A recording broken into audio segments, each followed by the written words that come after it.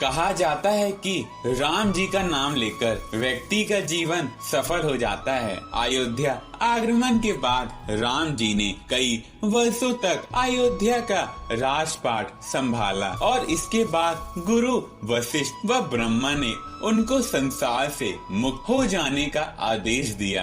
एक घटना के बाद इन्होंने सरयू नदी में जल समाधि ले ली थी। आइए दोस्तों जानते हैं भगवान श्री कृष्ण ने क्यों ली थी जल समाधि। यमराज यह जानते थे कि भगवान ना तो स्वयं शरीर का त्याग करेंगे और न शेषनाग के अंशावतार लक्ष्मण जी। ऐसे में यमराज ने एक चाल चली। एक दिन यमराज किसी विषय पर बात करने भगवान राम के पास आ पहुँचे। भगवान राम ने जब यमराज से आने का कारण पूछा तो यमराज ने कहा कि आपसे कुछ जरूरी बातें करनी है।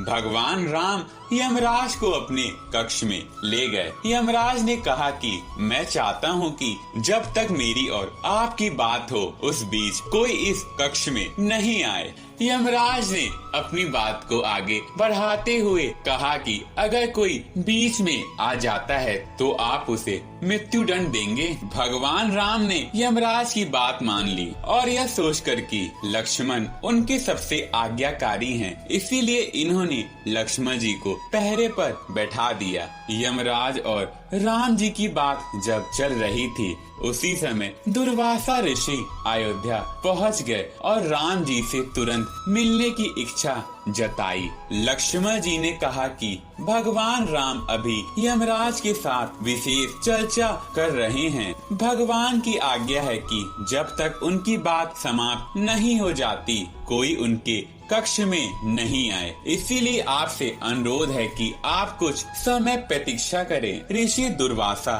लक्ष्मण जी की बातों से क्रोधित हो गए और कहा कि अभी जाकर राम से कहो कि मैं उससे मिलना चाहता हूँ, अन्यथा मैं पूरी अयोध्या को नष्ट होने का शाप दे दूंगा। लक्ष्मण जी ने सोचा कि उनके प्राणों से अधिक महत्व उनके राज्य और उनकी जनता का है, इसीलिए अपने प्राणों का मोह छोड़कर लक्ष्मण जी भगवान राम के कक्ष में चले गए। भगवान राम लक्ष्मण को सामने देखकर हैरान और परेशान हो गए। भगवान राम ने लक्ष्मण से पूछा कि यह जानते हुए भी इस समय कक्ष में प्रवेश करने वाले को मृत्यु दंड दिया जाएगा, तुम मेरे कक्ष में क्यों आए हो? लक्ष्मण जी ने कहा कि दुर्वासा ऋषि आपसे अभी मिलना चाहते हैं, उनके हट के कारण मुझे अभी कक्ष में आना पड़ा है। राम जी यमराज से अपनी बातें पूरी करके जल्दी से ऋषि दुर्वासा से मिलने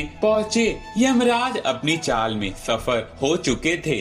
राम जी से यमराज ने कहा कि आप अपने वचन के अनुसार लक्ष्मण को मृत्यु दंड दीजिए। भगवान राम अपने वचन से मजबूर थे।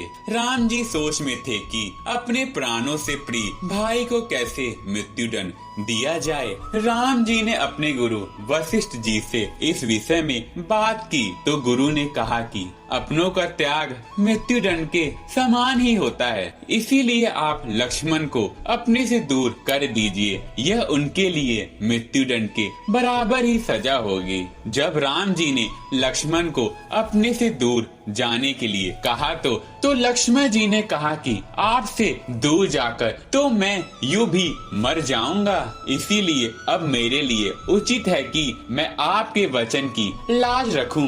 लक्ष्मण जी भगवान राम को प्रणाम करके राजमहल से चल पड़े और सरयू नदी में जाकर जल समाधि ले ली। के बाद लक्ष्मण शेषनाग के अवतार में आ गए। भाई की जल समाधि से आहत भगवान राम ने भी जल समाधि का निर्णय लिया। वो सरयू नदी के अंदर गए और भगवान विष्णु का अवतार ले लिया। इसी तरह भगवान राम ने मानव शरीर त्याग दिया और बैकुंठ चले गए।